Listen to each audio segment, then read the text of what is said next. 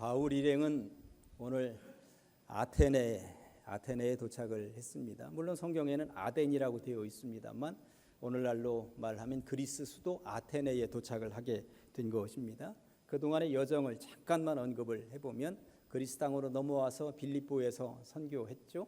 빌립보에서 매를 맞고 옥에 갇혔습니다. 다시 데살로니가로 옮겨갔는데 데살로니가에서 겨우 석주 전도하다가 유대인들에 의해서 쫓겨날 수밖에 없었습니다. 그래서 남쪽에 있는 도시 베레아로 가게 되었는데 베레아에서 선교 잘한다 싶었는데 데살로니가에 있는 지독한 유대인들이 원정 핍박을 거기까지 내려오는 바람에 베레아에서도 밀려날 수밖에 없었습니다. 그래서 베레아에서 배를 타고 멀리 남쪽까지 내려왔는데 여기가 바로 그리스의 수도 아테네입니다. 아테네에서는 과연 어떤 일이 기다리고 있을까요? 오늘 그 이야기를 해보도록 하겠습니다. 저는 두 단어에 집중해 보았는데 첫 번째는 보니까 격분하여입니다. 바울이 아테네에 도착을 해서 가장 먼저 보인 반응이 격분이었다고 성경이 말씀하고 있는데 16절 보면 이렇습니다. 바울이 아덴에서 그들을 기다리다가 그 성에 우상이 가득한 것을 보고 마음에 격분했다고 말씀하고 있습니다. 격분이라는 단어를 국어사전에서 찾아보면 화가 벌컥 치받치다 이런 의미를 담고 있어요. 화가 치밀어 오르다, 속에 부글부글 끓어오르다가 세상 말로는 뚜껑이 열렸다 이런 표현일 수 있겠습니다. 요즘 TV 뉴스를 보는 일이 참 많이 두렵다 하는 생각이 듭니다. 격분하는 사람들 때문에 그렇습니다. 끼어들었다는 이유 때문에 차에서 내려서 무자비하게 때리고요.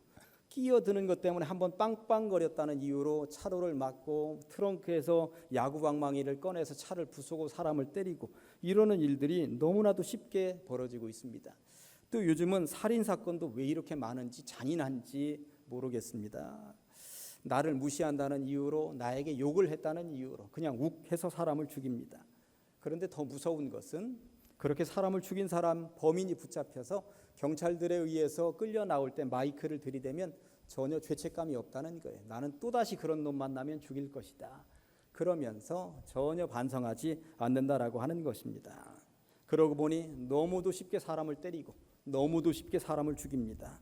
세상 말로는 욱해서 때리고 욱해서 죽이는구나. 그런 영상을 볼 때마다 사람들은 왜 저렇게 격분을 할까 하는 생각을 해보았습니다. 오늘 성경에 보니까 바울도 격분했다고 말씀을 하고 있습니다만 이 바울이 격분했을 때 격분했다는 이 단어와 같이 붙어있는 양념 같은 단어 하나를 보실 필요가 있는데 16절 뒷부분에 보니까 어떻게 격분했다고 마음으로만 격분했다고 나와 있습니다. 세상 살다가 보면 격분할 일 많습니다. 그러나 오늘은 세상에서 어떻게 격분을 이겨낼 것인가 그런 이야기하는 시간이 아니라 바울이 왜 격분했는지 그 이야기를 하는 시간이니까 여기에 초점을 맞추어서 설교를 해보도록 하겠습니다. 바울이 왜 격분했는가? 아테네에 가보니 우상이 너무나도 득식을 거리는 것을 보면서 격분했다고 말씀하고 있는 것이죠. 사진을 하나 보여드릴 텐데요. 그리스 수도에 가면 언덕 위에 올라있는 파르테논 신전입니다. 저 파르테논 신전은 예수님 오시기 450년 전쯤에 만들어 놓은 것이니까 사도 바울도 아테네에 도착하자마자 저 신전을 보았을 것입니다. 야간에 보면 저 신전이 얼마나 또 저렇게 불빛 받아서 언덕 위에 딱 자리 잡고 있으니까 멋지게 보이는지 모릅니다. 내년도 성지순례 가는 분들은 보실 수가 있을 것입니다. 이 신전에는 아테나라고 하는 여신을 중앙에다 모셔놓고 그 주변에 온갖 우상들로 꽉 채워 놓은 거예요. 모르긴 몰라도 사도 바울이 아테네에 가서 저것 보고 기가 막혀 했겠구나 하는 생각을 해보게 되는 것이죠. 아이들이 읽어야 하는 필독서 고전 중에 그리스 로마 신화라고 하는 책이 있습니다. 꼭 들어갑니다. 옛날 그리스 시대, 로마 시대 신화들을 이렇게 묶어놓은 책이죠. 이 책을 읽어보면 신들이 인간의 세상에 내려와서 사람처럼 연애도 하고 결혼도 하고 아이도 낳고 살인도 하고 징벌을 받기도 하고 한편으로는 재미있기도 하고 한편으로는 허황되기도 하고 한편으로는 난잡하기도 하고 이런 내용들로 가득 차 있습니다. 그러면서 이 책을 읽어보면 참 상상력 하나는 대단하다 하는 생각을 하면서 읽어보게 되는데 그 신화의 중심지가 어디? 아테네. 지금 사도 바울이 도착한 아테네였다고 하는 것입니다.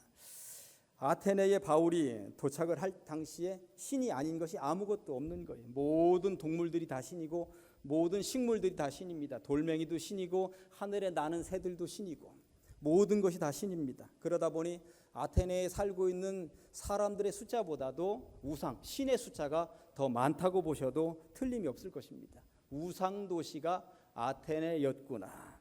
그러니 속으로 이런 생각이 들었죠. 뭐 이런 놈의 세상이 다 있는가.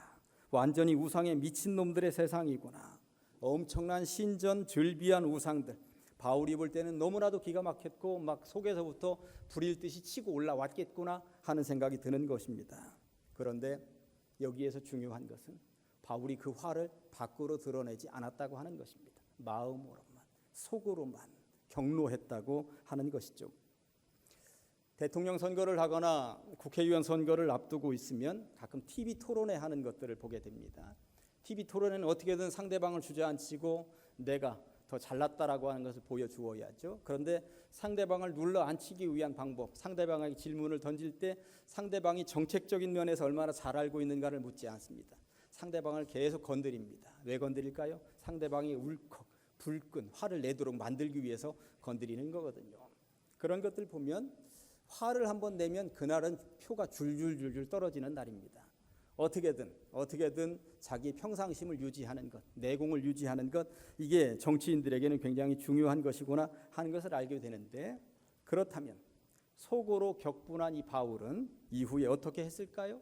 두 번째 주제, 변론하니입니다.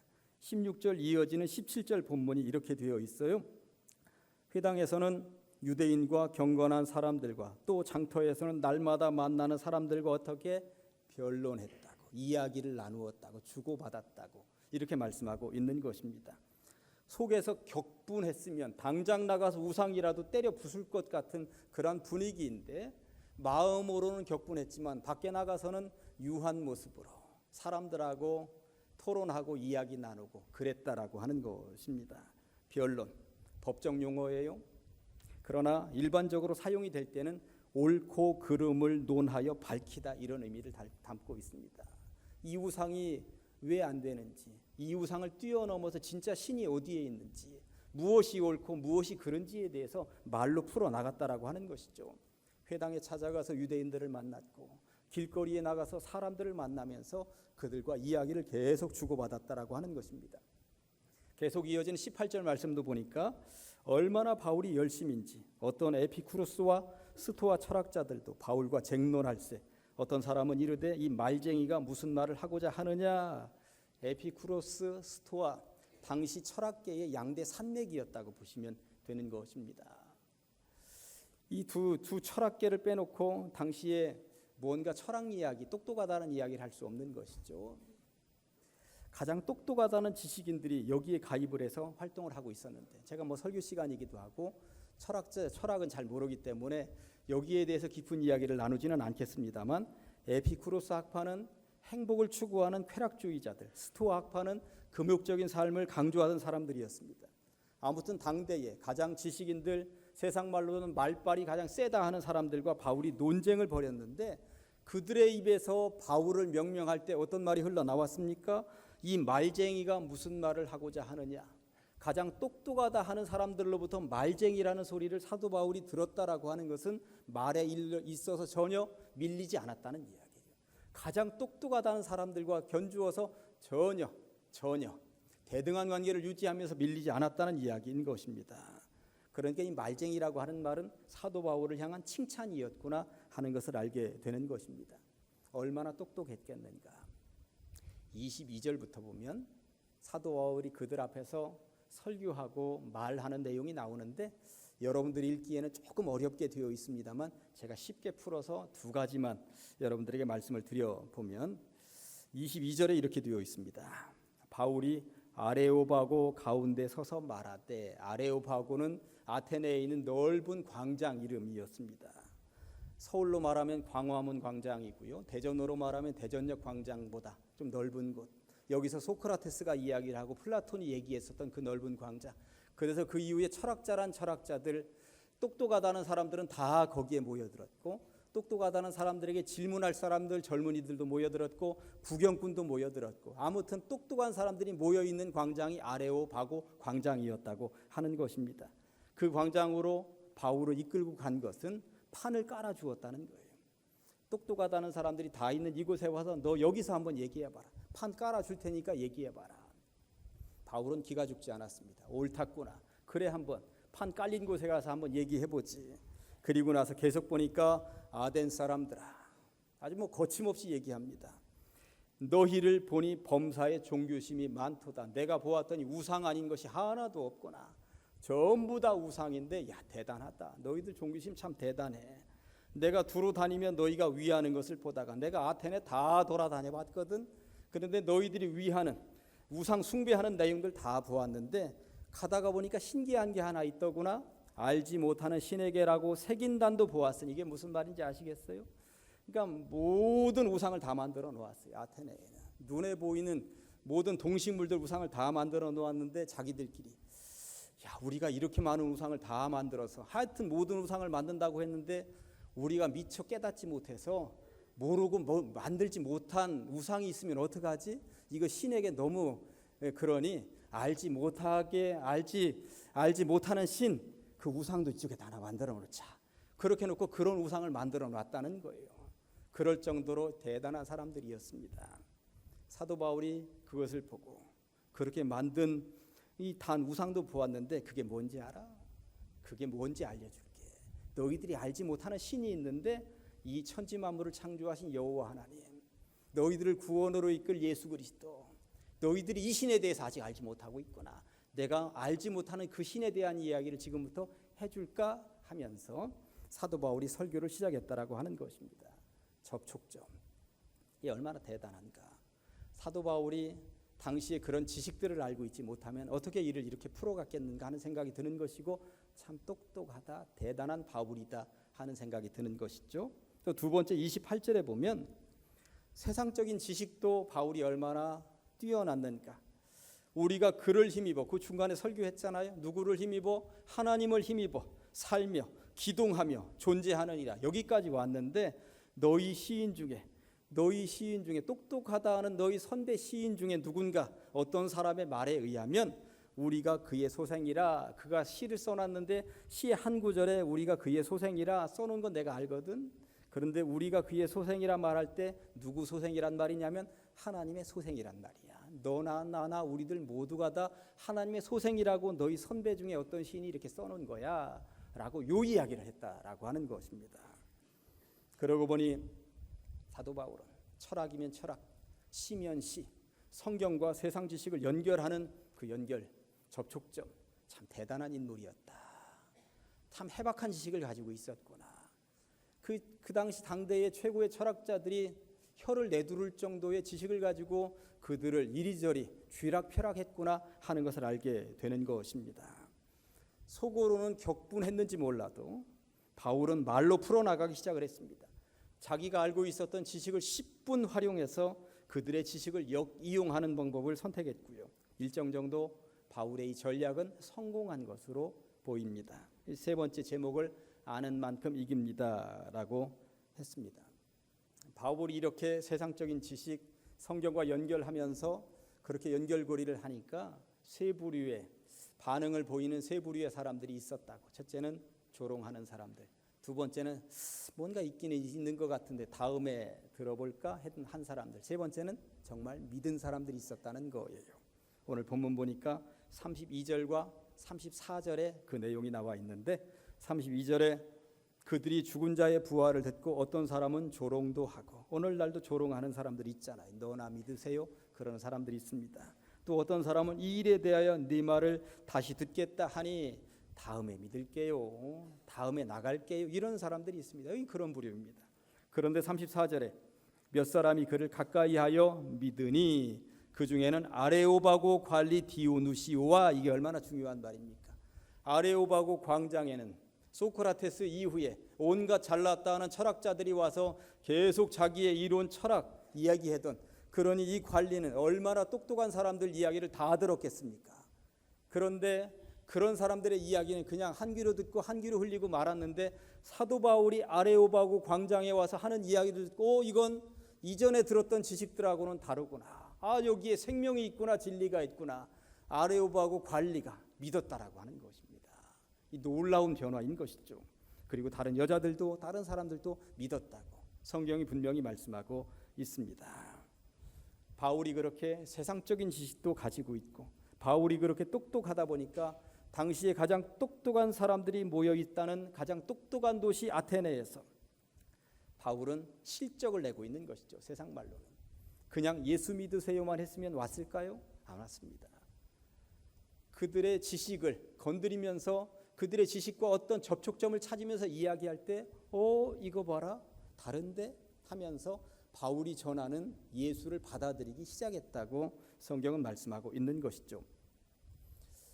장로의 신학대학의 교수님이셨던 김중훈 교수님이라고 계십니다. 총장도 거치셨고 지금 현재는 현직에서 물러나셨습니다만, 제가 한 15년쯤 전에 목회자들 세미나 하는 자리에 갔다가 이 교수님의 강의 한 타임을 들을 기회가 있었어요. 아들이 미국에서 의사를 하고 있다고 그러더라고요. 의학에 대해서 전혀 아는 바가 없으니까 세상의 모든 아버지와 아들들이 그러는 것처럼 미국으로 아들 보고 싶어서 전화를 걸면 1분 이상 통화를 못 한다는 거예요. 할 말도 없고, 어떻게 잘 있니, 밥은 먹었니 하고 하면 더 이상 할 말이 없는 거야. 그리고 나서 이제 1분도 안 돼서 전화를 끊는 거죠. 어느 날 신문을 보게 되었는데 아들이 전공한 분야에 대한 그 의학적인 지식이 신문에 전면이 실렸더라고 하는 거예요. 그러면서 이 분야에 새로운 지식이 이렇게 탄생하게 되었다는 내용이 거기 실린 것을 보면서 그 기사를 꼼꼼하게 읽고 또 읽고, 그리고 새로운 신지식에 대한 전문적인 용어도 머릿속에다 집어넣고 외웠습니다. 그리고 아들에게 전화를 걸었습니다. 아니나 다를까 아들은 사무적으로 전화를 받았습니다. 그런데 이 아버지가 인사 나눈 이후에, 아들아, 요즘 의학계에 이런 이론이 있다는데 내가 생각해 볼 때 이렇고 저렇고, 그런데 아들 생각은 어떠니 하니까 아들이 깜짝 놀랐습니다. 아버지가 그 이론을 어떻게 아세요? 그날은 1시간 통화를 했다고 하더라고요. 평소에는 1분도 못 넘기던 통화를 그날은 1시간 했다는 것입니다. 1시간. 여러분은 여러분 가정의 아이들에 대해서 얼마나 알고 있으십니까? 어떤 책을 읽고 있으며, 어떤 연예인을 좋아하며, 어떤 게임에 빠져 있는지 알고 있으십니까? 아이들 세상을 알아야 아이들을 이해할 수 있고, 아이들 세상을 알아야 아이들과 대화를 나눌 수가 있습니다. 그런데 우리들은 아이들을 전혀 모르니 아이들이 하는 일에 그저 격분할 뿐입니다. 토론으로 넘어가지 않고 그냥 격분만 합니다. 무조건 하지 말라고만 하고 공부하라고 소리만 지릅니다. 이런 것을 일컬어서 변론 없는 격분이라고 제가 명명해 보았습니다. 어찌 보면 우리는 격분과 변론 사이에 있는지도 모릅니다. 세상을 살면서 격분할 일은 부지기수로 많습니다. 그러나 대화로 풀어가지 못할 일도 하나도 없음을 우리는 알아야 할 것입니다. 짧은 3분짜리 영상 하나 보실까요? 우리는 어찌 보면 분명히 홈런 인생입니다. 구원 인생이고 생명을, 영생을 받은 인생들입니다. 그런데 1루와 2루 사이에서 헤매는 그 선수처럼 우리는 격분과 변론 사이에서 헤매고 있는지도 모릅니다. 그 선수처럼 못난 쪽, 격분 쪽을 선택하고 있는 것은 아닌지요. 여러분들은 어느 쪽이십니까? 아니, 어느 쪽을 주로 선택하며 살고 있으십니까? 바울은 아테네에 죽어가는 영혼들을 생각해 볼 때에 어떻게든 저 우상 보면서 격분했습니다만, 마음으로야 저 우상을 당장이라도 때려 부수고 망치 들고 하나하나 다 부수고 싶었겠습니다만, 그러나 그쪽을 선택하지 않았습니다. 당장 우상을 때려 부르는 쪽을 선택하지 않았습니다. 속으로만 격분했습니다. 그리고 그 영혼들을 사랑하면서 얼굴 표정 관리하고 겉으로는 따사로운 미소로 그들 앞에 섰습니다. 대화에 몸짓을 했고 말로 풀어나가기 시작을 했습니다. 이제 설교를 마무리해보면서 오늘 설교 제목을 아는 만큼 이깁니다라고 제가 정했잖아요. 바울은 당시에 그 상황을 대처할 수 있는 방법을 잘 알고 있었습니다. 속으로는 화가 치밀어 오르는 상황이었습니다만, 지금 이 상황은 화를 내거나 우상을 때려 부수거나 한다 해서 해결될 문제가 아니라고 하는 사실을, 오히려 이들의 지식을 역이용해서 이들에게 논리 정연하게 한번 해보면, 이들은 지식인이니 지식으로 한번 승부해보자, 그랬다라고 하는 것이죠. 결국 바울이 이겼습니다. 당시에 바울이 격분했더라면, 우상을 때려 부셨더라면 어떤 일이 벌어졌을까요? 야, 멋진 놈 상남자가 나타났다 하고 전부 다 따라왔을까요? 맞아 죽었을 것입니다. 한 명도 전도하지 못했을 것입니다. 여기서 덤 하나 드리면서 설교를 마무리해 보겠습니다. 그리스로 넘어와서 빌립보, 데살로니가, 베레아 세 개 도시 공통점이 있습니다. 전부 다 쫓겨났습니다. 그런데 여러분들 여기 아테네에서는 쫓겨나지 않는다는 것 아세요? 그리고 다음 주에 보고 그 다음 주까지 보실 고린도에서는 쫓겨나는 게 뭡니까? 1년 반 동안 선교합니다. 그렇다면 위에 빌립보, 데살로니가, 베레아하고 이쪽 남쪽 아테네, 고린도하고 차이점은 무엇일까요? 사실 신학적으로 성경을 제대로 읽어보면 빌립보, 데살로니가, 베레아에서는 유대인들의 마음을 너무 긁어놓았습니다. 그러니 유대인들이 참지 않는 것이죠. 저놈 죽이자 하고 쫓아냈던 것입니다. 그런데 이거 전략을 바꿔보자. 아테네에 와서는 바꾼 것입니다. 그래서 그들의 마음 상태를 건드리지 말고 약 올리지 말고 그리고 지식을 가지고 제대로 토론하면서 변론하면서 풀어가 보자. 이거 대화가 되네. 격분해서 깨부수는 쪽으로 가지 않고 대화하면서 풀어가는 쪽을 선택했을 때 아테네에서는 먹혔다라고 하는 것입니다. 이후에 바울의 선교는 쫓겨나지 않습니다. 앞에는 부단히 쫓겨나는데 전략 전술을 바꾸었을 때 그리 되었다라고 하는 것이죠. 때로 무대뽀도 때로 필요하겠습니다만 때로 이렇게 적을 알고 나를 알면 지피지기면 백전백승이라. 사도 바울은 그 방법을 선택했고 아테네부터는 이제 선교 전략이 바꾸었고 승승장구 나가게 되었다고 하는 것이죠. 쫓겨나지 않습니다. 고린도에서는 1년 반 동안, 에베소에서는 3년 동안 무려 머물면서 선교할 수 있는 계기가 되었다고 하는 것입니다. 전도도 아는 만큼 할 수 있고요. 이단도 아는 만큼 이길 수 있습니다. 그리고 집에 자녀들도 아는 만큼 잘 길러낼 수 있습니다. 무조건 격분 쪽이 아니라 대화 쪽을 선택하시길. 이를 위해 성경도 읽으면서 성경 지식도 채워보시고 전도 대상자가 뭘 좋아하는지도 알아보시고 집에 아이들이 지금 현재 어디에 쏙 빠져 있는지도 알아보시고 결국은 아는 만큼 이기는 줄로 믿습니다. 기도하십니다. 하나님 아버지, 주님의 은혜를 감사합니다. 거룩한 주일 우리를 불러 주시옵시고 말씀을 통하여 깨닫게 하시니 참으로 감사합니다. 늘 쫓겨다니던 선교사였습니다만 아테네부터는 이제 서로 변론하게 하시고 대화하게 하시고 그리고 사람들을 복음으로 이끌어내는 이제 전략을 바꾸는 바울을 통하여서 선교의 현장이 어떻게 바꾸었는지를 보게 하시니 감사합니다. 우리는 늘 선한 쪽을 선택하게 하여 주시옵시고 하나님이 주신 지혜로 아는 만큼 이길 수 있다라고 하는 사실을 깨달아 성경도 익히고 때로는 세상 지식도 익히고 상대방도 잘 알아가면서 우리들도 이 세상에서 주님이 원하시는 전도자, 선교사, 전달자가 될 수 있도록 하여 주시옵소서. 감사드리며 맡겨드리며 예수님의 이름으로 기도합니다. 아멘. 다 같이 일어나십니다.